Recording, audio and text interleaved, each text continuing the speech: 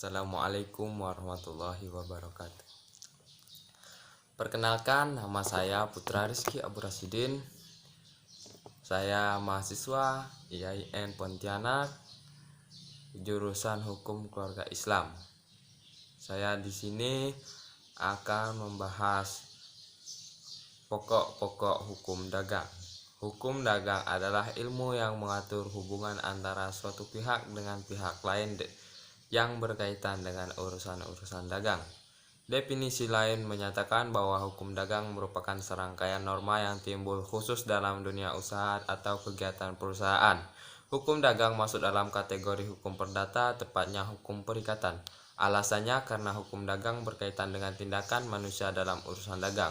Oleh karena itu, hukum dagang tidak masuk dalam hukum kebendaan. Kemudian hukum dagang juga berkaitan dengan hak yang berkewajiban antar pihak yang bersangkutan dalam urusan dagang.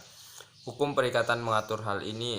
Itulah sebabnya hukum dagang dikategorikan ke dalam hukum perikatan. Hukum perikatan adalah hukum yang secara spesifik mengatur perikatan urusan dagang.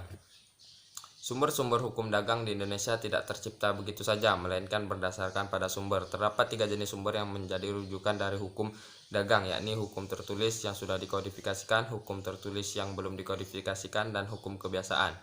Pada hukum tertulis yang sudah dikodifikasikan, hal yang menjadi acuan adalah KUHD atau Kitab Undang-Undang Hukum Dagang yang mempunyai 2 kitab dan 23 bab. Dalam KUHD dibahas tentang hukum dagang umumnya sebanyak 10 bab serta hak-hak kewajibannya sebanyak 13 bab. Selain KUHD, sumber lainnya adalah Kitab Undang-Undang Hukum Perdata atau KUHP yang juga dikenal dengan istilah Burgerlijk Wetboek. Salah satu bab pada Burgerlijk Wetboek membahas tentang perikatan. Pada umum hukum tertulis belum dikodifikasikan ada 4 undang-undang yang menjadi acuan. Keempat undang-undang itu adalah Undang-Undang Nomor 40 Tahun 2007 tentang perseroan terbatas, Undang-Undang Nomor 8 Tahun 1995 tentang pasar modal, Undang-Undang Nomor 32 Tahun 1997 tentang perdagangan berjangka komoditas, dan Undang-Undang Nomor 8 Tahun 1997 tentang dokumen perusahaan. Adapun hukum kebiasaan yang menjadi sumber adalah pasal 1339 KUH Perdata dan 1347 KUH Perdata. Ruang lingkup hukum dagang mencakup kontrak bisnis, jual beli, bentuk-bentuk perusahaan go public dan pasar modal, penanaman modal asing, kepailitan dan likuidasi, merger dan akuisisi, perkreditan, pembiayaan, jaminan hutang, surat berharga, perburuan, hak atas kekayaan intelektual, anti monopoli, perlindungan konsumen, keagenan dan distribusi, asuransi perpajakan, penyelesaian sengketa bisnis internasional, hukum pengangkutan darat, laut, udara, dan multimedia. Adapun asas-asas hukum dagang menurut Mr. M. Pollack dan Mr. WLPA Molengraf bahwa kekayaan dari usaha perniagaan ini tidak terpisah dari kekayaan prive perusahaan. Dengan demikian, sistem atau perusahaan perdagangan yang berlaku pada umumnya tidak mempertahankan memisah-misahkan kekayaan perusahaan dari kekayaan prive perusahaan, terhubung dengan bertanggung jawab pihak pengusaha terhadap pihak-pihak ketiga, para kreditor. Menurut sejarah hukum dagang, perkembangan hukum dagang dimulai sejak kurang lebih 1500 di Italia dan Prancis. Selatan lahir kota-kota pusat perdagangan seperti Florence, Venetia, Marseille, Barcelona, dan lain-lain.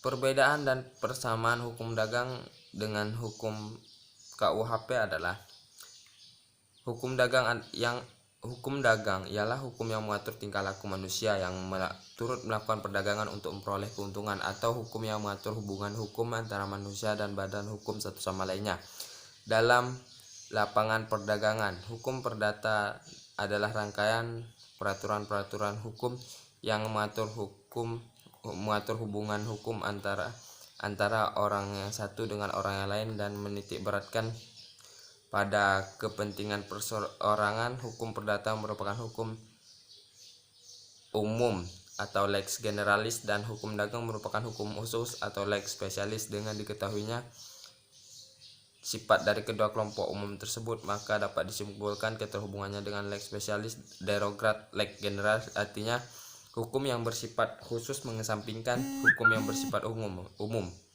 Adagium ini dapat disimpulkan dari pasal 1 Kitab Undang-Undang Hukum Dagang yang pokoknya menyatakan bahwa Kitab Undang-Undang Hukum Dagang Perdata seberapa jauh dalam Kitab Undang-Undang Hukum Dagang tidak khusus diadakan penyimpangan-penyimpangan. Berlaku juga hal-hal terhadap hal-hal yang disinggung dalam Kitab Undang-Undang Hukum Dagang.